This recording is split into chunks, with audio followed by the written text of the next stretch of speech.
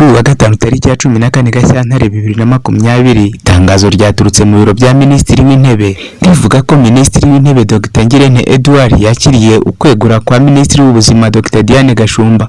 Uku kwegura kuje gukurikira amakosa akomeye y'imiyoborere idakwiye yakomeje kugaragaza nk'uko byagaragajwe mu itangazo ryashyizwe ku rukuta rwa Twitter y'ibiro bya Minisitiri w'Intebe.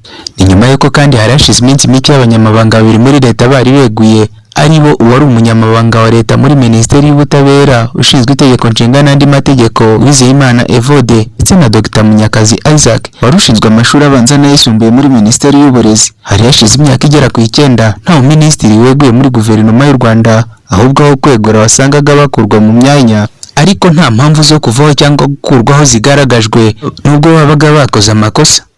Dr Diane Gashumba usanzwe n'umuganga w'inzobere mu kuvura abana, afite impamyabumenyi y'ikirenga mu buvuzi rusange n'impamyabumenyi y'icyiciro cya 3 cya kaminuza mu kuvura abana, akaba yaratangiye umwuga w'ubuvuzi mu 1999. Yahawe inshingano zo kuyobora Minisiteri y'Ubuzima tariki ya 4 Ukwakira 2016 asimbuye Dr Agnes Binagwaho.